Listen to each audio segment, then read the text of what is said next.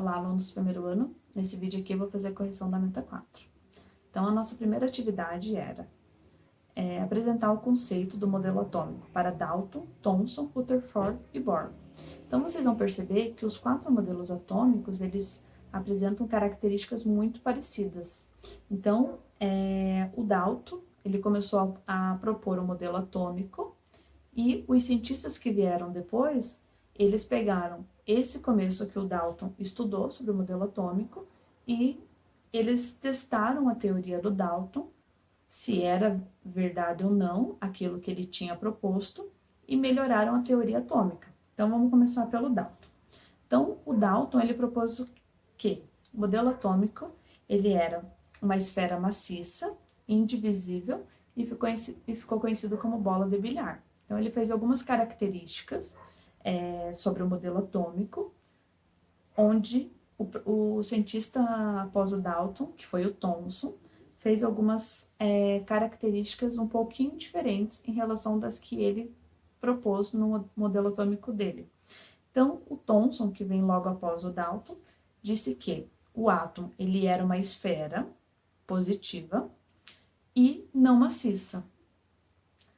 Então, o Dalton ele tinha falado que o átomo ele era uma esfera maciça. O Thomson, através de estudos e experimentos, ele disse que o átomo não era uma esfera maciça. Disse que o átomo ele era uma esfera divisível e eletricamente neutra, em virtude das suas cargas negativas. Então, essas características que o Thomson fez sobre o modelo atômico ficou conhecido como pudim de passas. Logo após o Thomson, tem o Rutherford. Então, o Rutherford ele fez um experimento com radioatividade, ele pegou ali o polônio, colocou numa caixa de chumbo, e esse polônio emitiu partículas passando pela placa de ouro. Então, a partir dessa experiência, ele propôs o seguinte, que o átomo tinha elétrons movimentando-se ao redor do núcleo, em órbitas ou níveis determinados, sem ganhar e sem perder energia. Então, a partir dali, ele descobriu que o átomo ele tinha elétrons ao redor do núcleo que giravam em órbitas, ok? Então, se vocês forem perceber ali, o modelo atômico do Rutherford já é um modelo atômico um pouco mais elaborado em relação ao Dalton e o Thomson, porém, é uma continuação. E o próximo cientista, que foi o Bohr, ele pegou o modelo atômico do Rutherford e continuou o estudo. E aí ele propôs as seguintes características em relação ao modelo atômico. Então, ele diz o seguinte, que o modelo atômico tinha elétrons movimentando-se ao redor do núcleo, então ele concordou com a teoria do Rutherford, porque é a mesma, elas são iguais, em órbitas ou níveis determinados, sem ganhar e sem perder energia. Porém, o Bohr, ele determinou ali que teria as camadas, então as 7 camadas ao redor. Então, o modelo atômico do Bohr é uma continuação do Rutherford. Tanto é que em alguns livros você pode achar o modelo atômico Rutherford-Bohr, que é uma continuação um do outro, ok? Então, nessa primeira resolução, você tinha que apresentar somente o conceito de cada modelo atômico.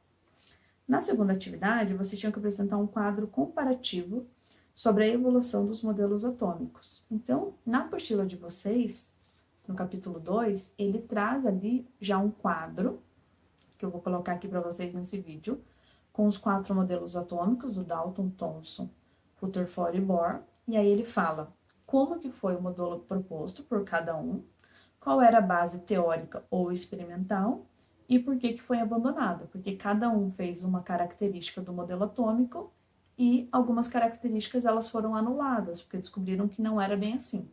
Então, esse quadro aqui, ele já serve para vocês responder essa questão, tá? Da atividade número 2, que é o quadro comparativo. A única coisa que vocês poderiam incluir seria o ano de estudo de cada modelo atômico. E na atividade número 3, vocês tinham que pesquisar sobre 4 cientistas, que é o Lavoisier, a Marie Curie, Linus Pauling e o Dmitri Mendeleev. Então, preparei aqui essa imagem para vocês, com a foto deles, dos 4, e vou falar um pouquinho da importância de cada um no ramo da química. Então, o Lavoisier ele é conhecido como o pai da química moderna. Ele ficou conhecido como aquela frase, na natureza nada se perde, na natureza nada se cria, nada se perde, tudo se transforma. Então, ele tem uma lei, que é conhecida como a lei das conservações das massas, onde ele diz que Quando eu tenho uma reação química em um ambiente fechado, a soma das massas dos reagentes tem que ser igual à dos produtos. Então, é por essa razão que ele fala que nada se perde. Então, a quantidade de reagentes vai ter que ser igual aos produtos. Então, Lavoisier, ele foi bastante importante quando ele criou essa lei, que foi a partir do experimento químico que ele fez com o mercúrio, ok? Marie Curie. Então, a Marie Curie, a grande importância dela foi na área da radioatividade. Então, ela foi a primeira mulher a ganhar o prêmio Nobel em Química e Física, e ela foi a primeira a descobrir alguns elementos radioativos. Quais eram eles? Então, era o polônio e o rádio. Então, ela foi a primeira mulher a ganhar o prêmio Nobel e foi uma das primeiras a estudar radioatividade. Tanto é que ela morreu por conta do seu estudo, porque ela andava com esses elementos químicos no bolso, no jaleco, e acabou sofrendo por conta dessa radiação emitida pela radioatividade dos seus elementos químicos. Então, a grande importância dela é na radioatividade. Linus Pauling. Então, o Linus Pauling, a grande importância do Linus Pauling é sobre o seu estudo nas ligações químicas e os subníveis de energia. Então, Linus Pauling, ele, através da sua teoria, ele disse que existem os subníveis de energia, né, os elétrons, eles têm os subníveis de energia, e a partir disso a gente conhece o diagrama de Linus Pauling. Então, até hoje a gente não consegue afirmar se o diagrama de Linus Pauling foi algo que o Linus Pauling realmente criou, ou se foi somente uma homenagem ao nome dele por conta da descoberta que ele fez que os átomos teriam os subníveis de energia. Então, quando se fala de Linus Pauling, a gente acaba lembrando do diagrama de Linus Pauling. E Dmitri Mendeleev. Então, quando se fala do Dmitri Mendeleev, a primeira coisa que a gente lembra é da tabela periódica. Então, ele foi o criador da primeira versão da tabela periódica, a organização da tabela periódica. E quando ele fez essa primeira organização da tabela periódica, ele já previu espaços em branco, onde ele saberia que futuramente teriam novas descobertas de elementos químicos.